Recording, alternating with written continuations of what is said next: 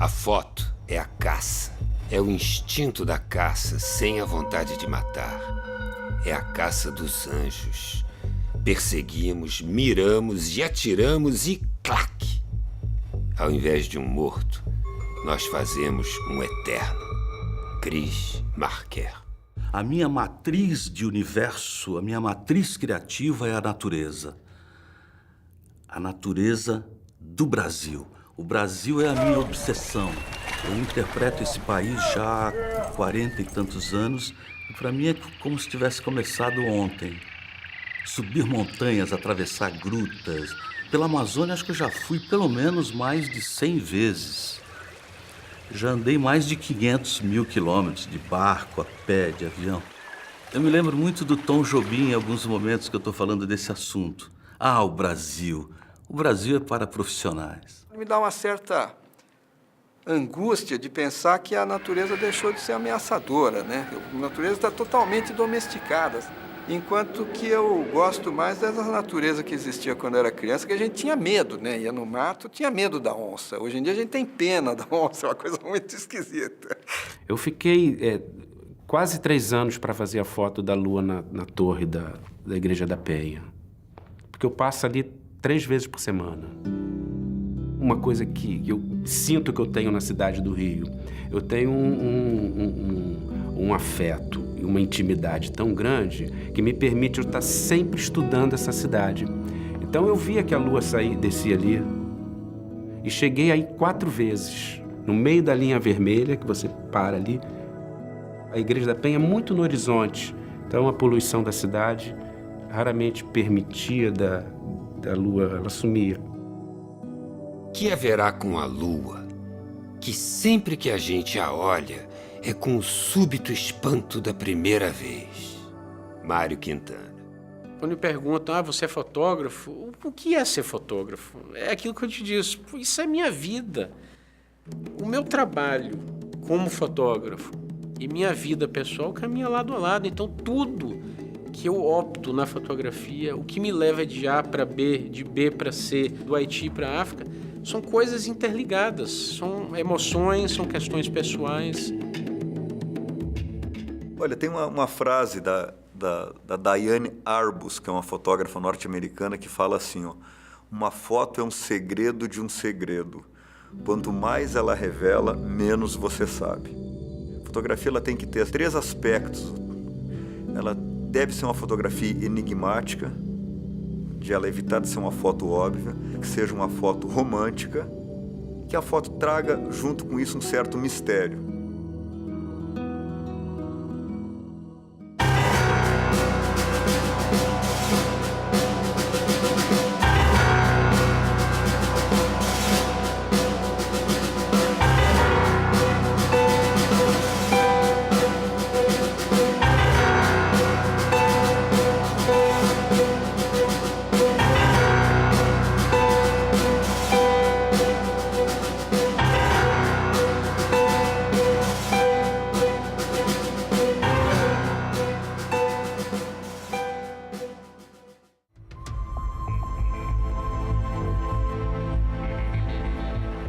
Vamos, vem ver o reino vegetal.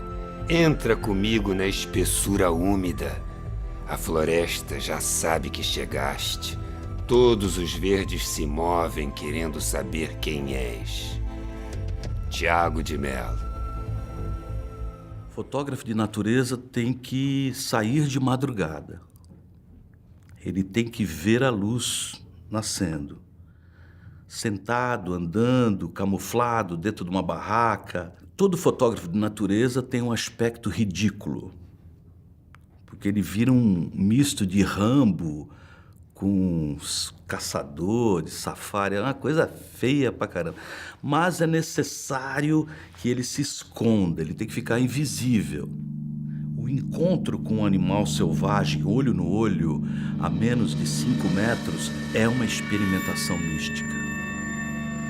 Esse exercício do Zen, a espontaneidade na disciplina, a disciplina na espontaneidade, quase nenhum propósito a alcançar, absolutamente íntegro, quieto, nenhuma pressa. Essa talvez seja a fotografia cada dia mais difícil de fazer, sem pressa.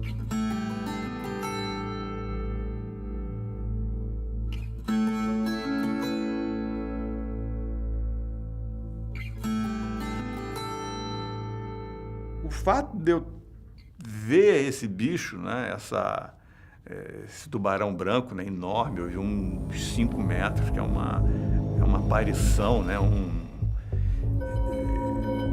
mudou minha vida. Eu virei mergulhador. Foi por isso que eu comecei a mergulhar.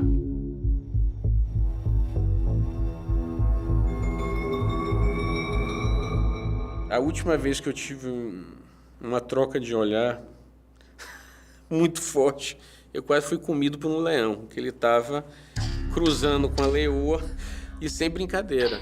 Ele quase avançou para dentro do carro. E eles avançam mesmo. E ele entra no carro e ele arranca dali de dentro.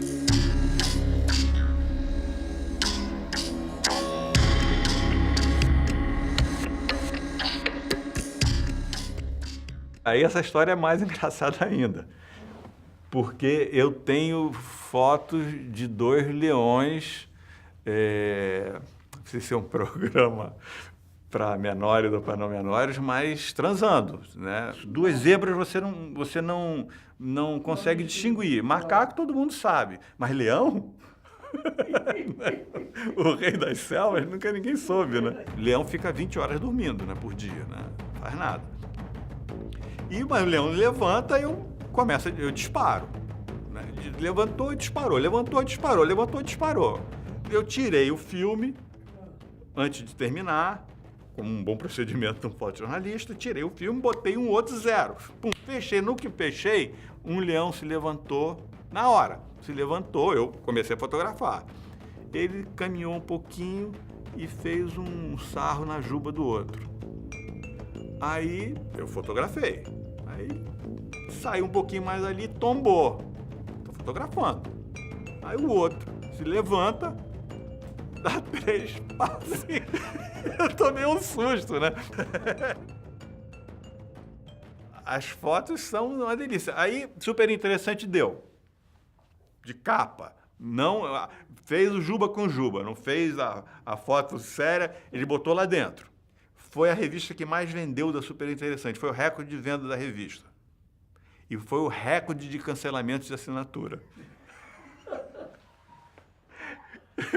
Os pais mandaram cartas iradas para a redação, que aquilo era uma revista de família. Entendeu? Como é que eles faziam uma matéria dessa? Essa é uma foto que foi feita com uma câmera transformada para captar o infravermelho. Foi feita num tripé com um tempo razoavelmente longo. Então ela não dá um colorido que tenha relação com o colorido original visto na cena, né? E ela dá uma relação de tonalidades diferente também. Ou seja, ela transporta um pouco para essa questão mais inconsciente, essa questão mais do sonho. E, eventualmente, se ela tiver sucesso, de um certo maravilhamento.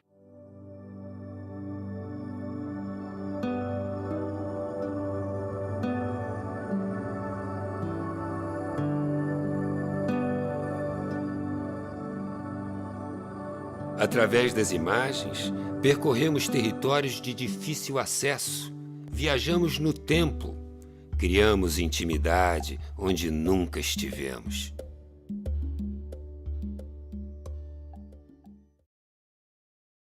Qual é a função do fotógrafo? Reconstruir o mundo. É transformar o banal em algo revelador. Nesse caso, foi uma biguatinga, que eu acredito que eu tenha conseguido transformá-la em toda a sua real grandeza, porque ela parou, depois que ela mergulhou, ela foi para um galho, a palmeira é meio verde e amarela, né? Deu um fundo fantástico. E ela abriu as asas para se secar. Quando ela abre as asas, ela mostra uns pontos que ela tem na asa, que são cor de chumbo acinzentado claro. Ela virou para o outro lado numa forma que, como é difícil descrever a imagem, né? uma forma de uma harmonia tão grande, mas essa é uma foto para permanecer. Esse trabalho surgiu de uma forma simples. Estava na praia com minha mulher passeando, de repente ela avistou parecendo uma árvore. Ela disse, olha que coisa curiosa. Eu olhei e disse, peraí, uma árvore perfeita. Chegou em Salvador, eu olhando, eu disse, olha, isso aí dá uma ideia de um ensaio. E vou fazer esse ensaio. E a partir daí, caminhei cerca de 5, 6 ou 7 vezes o litoral de Fortaleza até a ilha de Itaparica, na Bahia, capturando, sem nenhuma interferência física, nem tecnológica, porque nesse trabalho eu não usei sequer filtro polarizador. Capturei tudo a cerca de 40 centímetros, ficava horas e horas esperando que a natureza me desse essa arte. A arte da natureza, eu só fiz capturar. Na hora que eu fiz essa foto aqui, que eu me lembro como hoje, foi feita em Fortaleza, na Praia do Futuro, às 7h30 da manhã, é uma praia que a maré é muito baixa, muito rasa. Eu falei, isso aqui vai dar alguma coisa. Ajoelhei e fiquei ali esperando.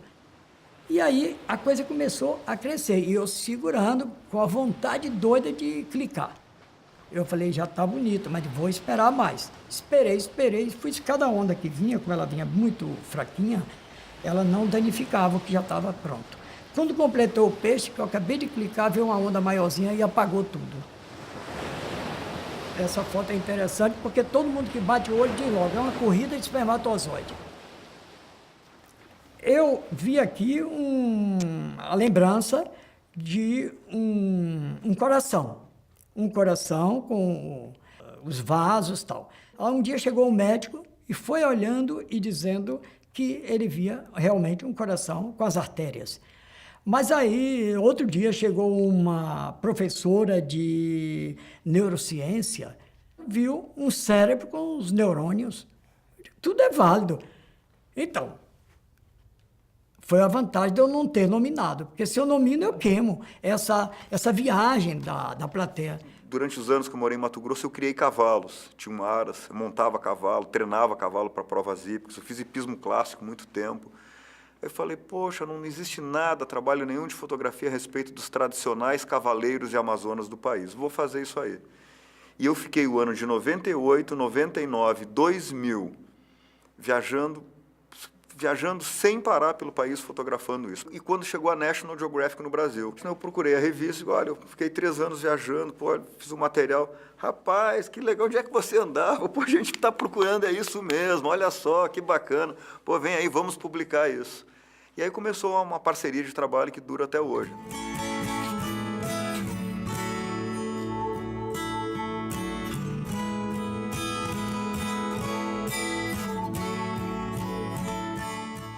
Eu procuro fazer uma fotografia documental assim, com liberdades poéticas.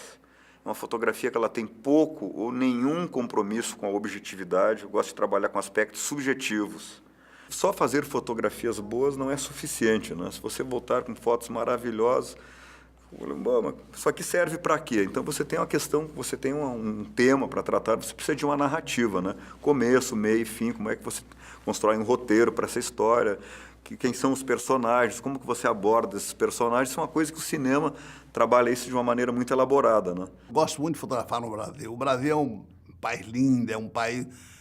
Tem tudo que você imagina. O Brasil é uma luz maravilhosa, é o país que tem a melhor luz do mundo. Agora estou fazendo um trabalho, Missa do Vaqueiro, aquela missa criada pelo Luiz Gonzaga, lá em Serrita. É uma coisa de uma emoção.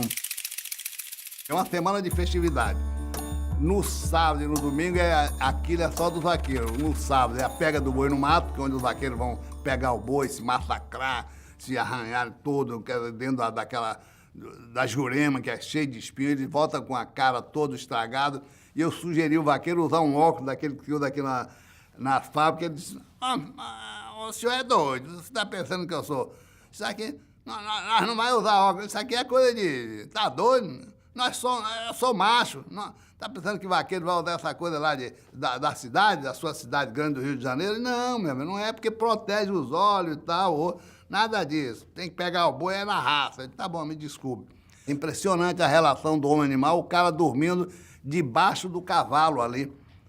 É impressionante, eu fiquei emocionado com aquela cena, é incrível.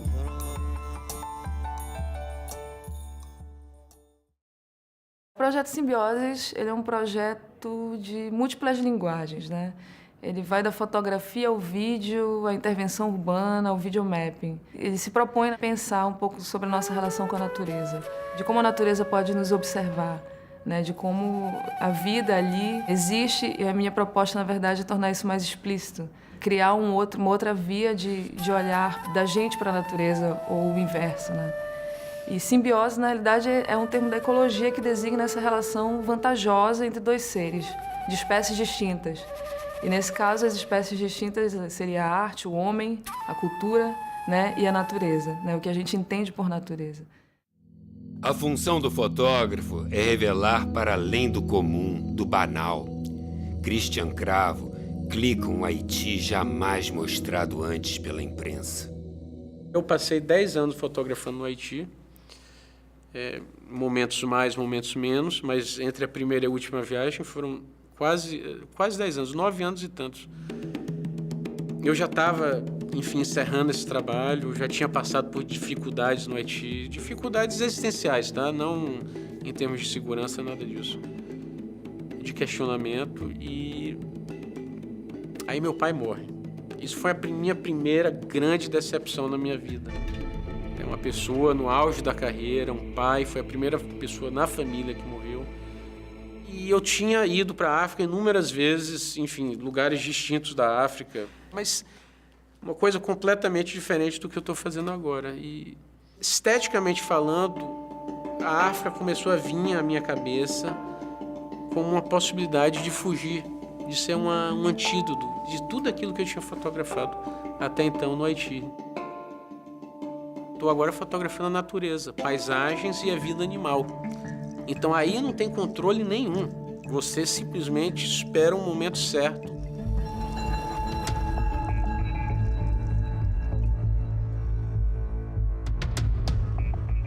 A arte é a contemplação.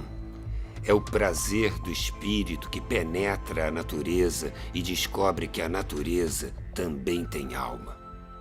Auguste Rodin. Eu comecei a mergulhar e comecei a fotografar e fiz 2 livros de fotografias subaquáticas. E o meu maior público, o meu maior consumidor voraz são os netos dos meus amigos e os filhos dos meus amigos. As crianças piram com as fotos subaquáticas. Levam para a escola, ficam ali, ficam sabendo daquele ambiente que para eles, né, para qualquer um, né, mas para eles tocam muito. E eu acho que a minha fotografia, eu sempre procurei que ela tivesse essa ação nas pessoas.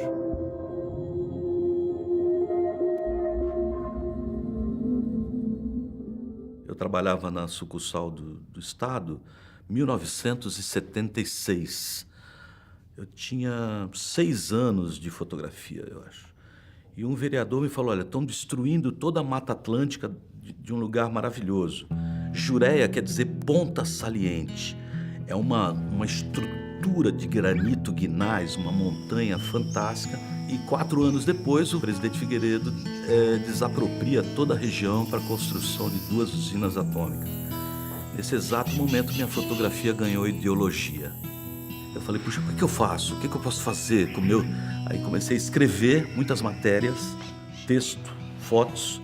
Comecei a conhecer todos os caiçaras que estavam sendo expulsos dali.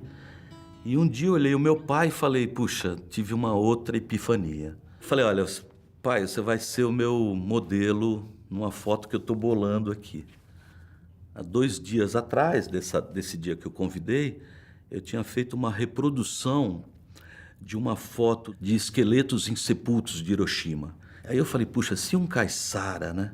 Se um homem barbudo, cabeludo, primitivo, mostrasse essas fotos como quem diz, nós somos pessoas ignorantes, mas nós sabemos o que vocês vêm fazer aqui. Vocês estão trazendo, nós queremos os nossos peixes, vocês estão trazendo a morte. Fiz a montagem da foto E aí a coisa ganhou ares de peregrinação, pagador de promessas.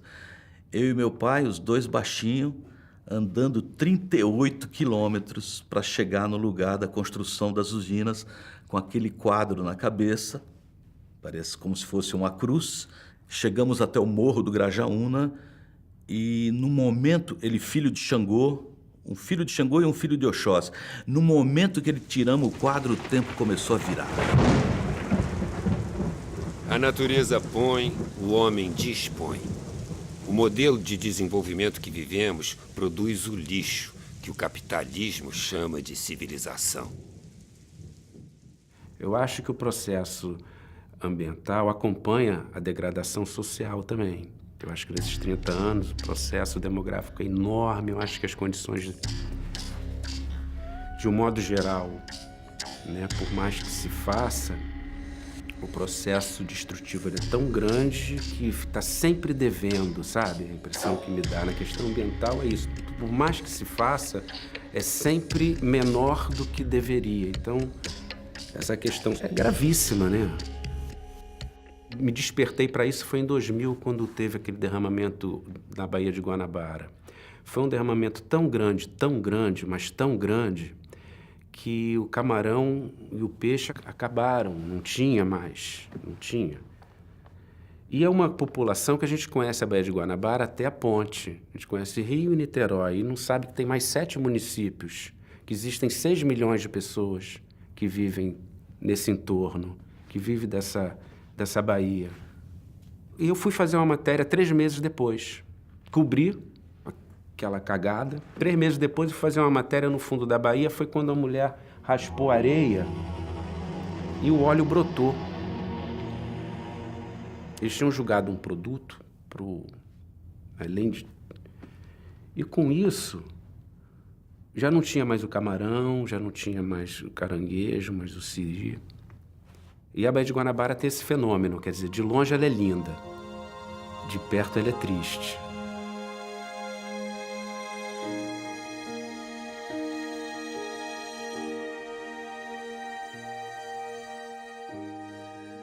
Trate bem a terra.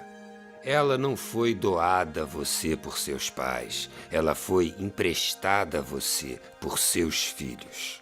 Provérbio africano. Toda a ciência fala que esses eventos de secas e enchentes vão ser uma norma do futuro e que nós, né, temos que, de alguma forma, estar preparado. Peguei um avião e fui fotografar essa condição extraordinária dessa maior seca, esse evento extremo, essa ideia sua inicial, né, de contar toda a história numa imagem. E você tem uma situação que parece que, quando você olha assim a princípio, você pensa que é uma banheirazinha com um barquinho de brinquedo, né? Porque é meio inusitado, né? Que você vê uma terra seca, uma coisinha e um barquinho. Aí, quando você vai ver, tem um ser humano. Aí você vê a dimensão, é um mega barco. Entendeu? Barco de 3 andares que está aprisionado numa pocinha. O resto tudo em volta seco.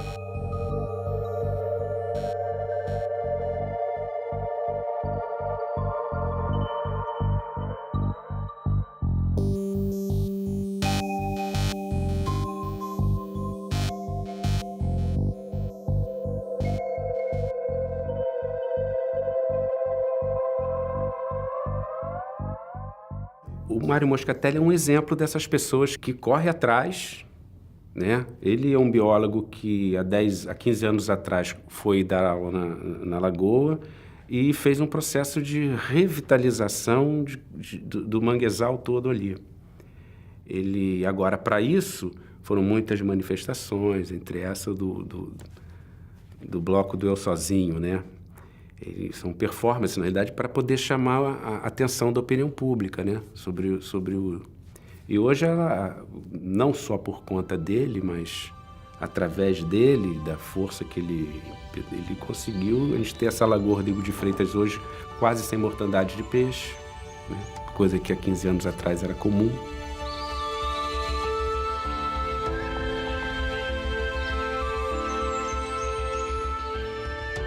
A fotografia pode ser uma arma de transformação.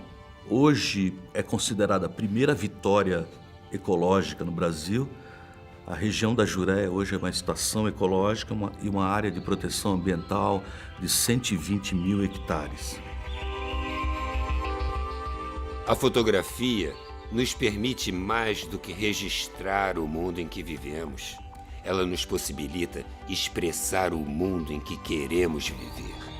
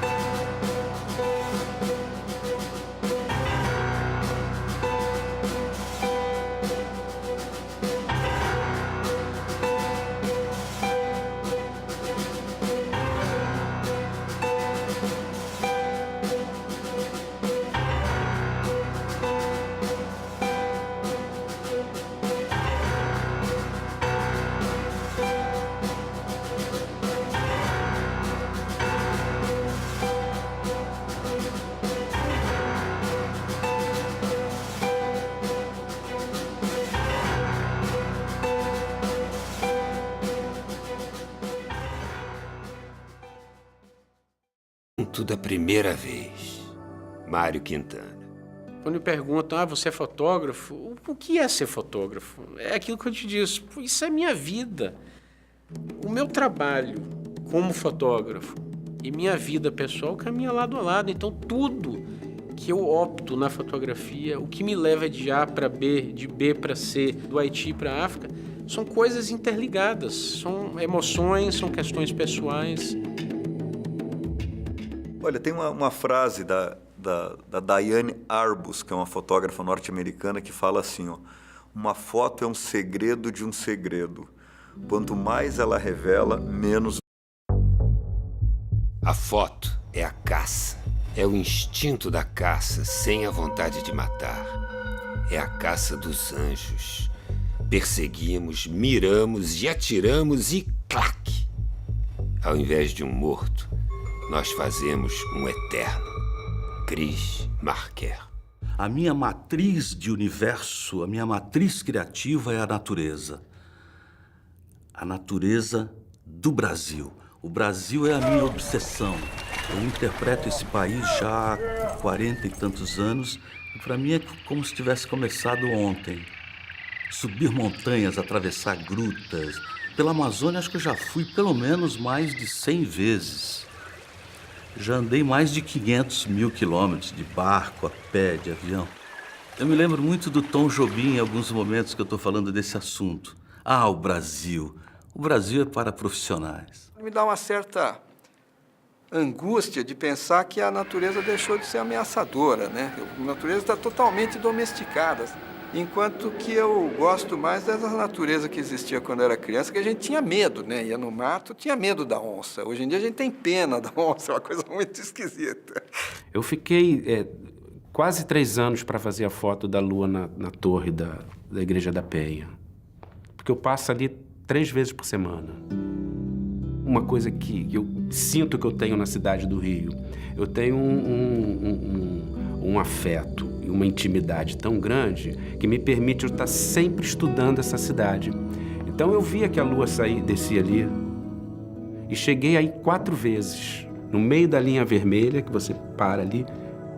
A Igreja da Penha é muito no horizonte, então a poluição da cidade raramente permitia da lua, ela sumia.